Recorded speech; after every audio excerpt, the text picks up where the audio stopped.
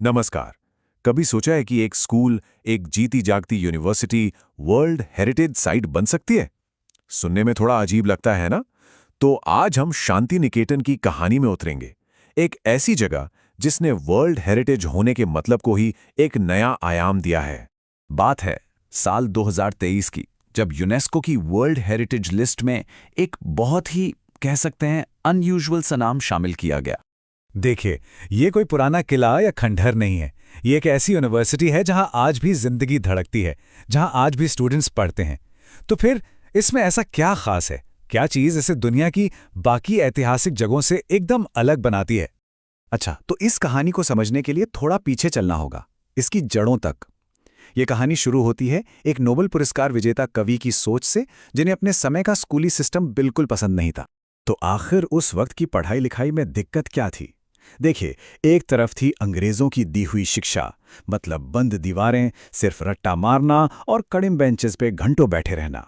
और दूसरी तरफ थी रविंद्रनाथ टैगोर की कल्पना, खुली हवा में पेड़ों के नीचे बैठकर सीखना, जहां रचनात्मकता को पंख मिले।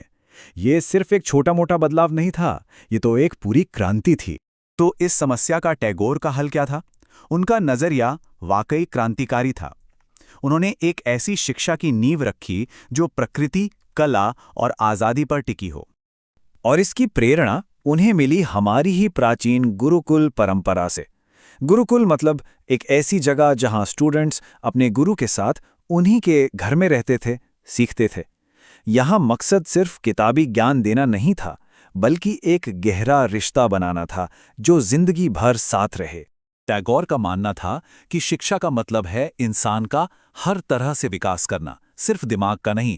और इसी सोच पर टिके थे ये चार स्तंभ: बौद्धिक, कलात्मक, शारीरिक और आध्यात्मिक।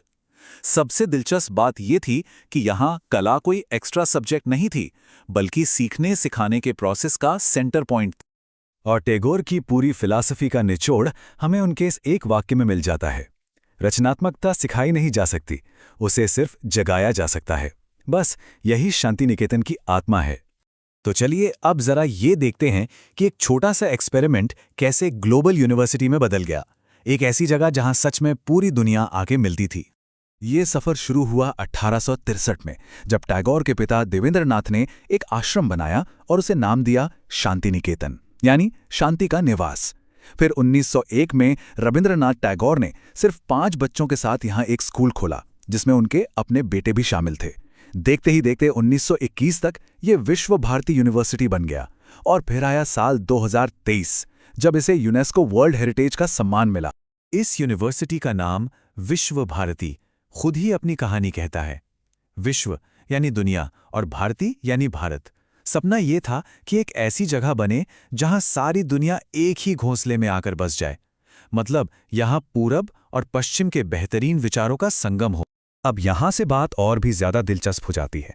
टैगोर के विचार सिर्फ उनकी बातों या किताबों तक सीमित नहीं रहे। वो विचार इस कैंपस की मिट्टी में, इसकी इमारतों में, इसके आर्किटेक्चर में आज भी जिंदा हैं। यहाँ की इमारतें उस दौर की बड़ी बड़ी अंग्रेजी इमारतों को एक तरह से जवाब थीं। इन्हें बनाने में लोकल चीज़ों का इस्तेमाल हुआ: लाल लैटेराइट मिट्टी, गारा, बांस। कोई बंद, घुटन वाली यूरोपियन स्टाइल नहीं, बल्कि प्रकृति से जुड़े खुले मंडप थे। और तो और कालोबाड़ी यानी ब्लैक हाउस जैसी इमारतों में मिट्टी और कोलतार जैसे एक्सपेरिमेंटल मटेरियल तक इस्तेमाल किए गए। और ये सिर्फ बिल्डिंग्स की बात नहीं है। शांति निकेतन ही वो जगह है जहां बंगाल स्कूल ऑफ आर्ट का जन्म हुआ। ये एक ऐसा आर्ट मूवमेंट था जिसने नंदलाल बोस जैसे महान गुरुओं की देखरेख में मॉडर्न इंडियन आर्ट को एक बिल्कुल नई पहचान दी। तो अब वापस उसी सवाल पर आते हैं जहां से हमने शुरू किया था। शांति निकेतन को एक जीवित यानी लिविंग हेरिटेज क्यों कहा जाता है? इस एक शब्द में इतना वजन क्यों है? वो इसलिए क्योंकि ये कोई म्यूजियम बनकर नहीं रह गया है। आज भी छातिम के पेड़ों के नीचे क्लास लगती हैं। कला भवन में आज भी कलाकारों और मूर्तिकारों की चहल पहल रहती है। हजारों स्टूडेंट्स यहाँ पढ़ रहे हैं। पौष संक्रांति जैसे त्योहारों में दुनिया भर से लोग आते हैं। ये एक ऐसी विरासत है जिसे हर रोज, हर पल जिया जा रहा है। तो आखिर में एक सवाल जरूर सोचना चाहिए। टैगोर ने एक ऐसी जगह बनाई जिसका मकसद सिर्फ किताबी ज्ञान देना नहीं, बल्कि एक बेहतर इंसान बनाना था।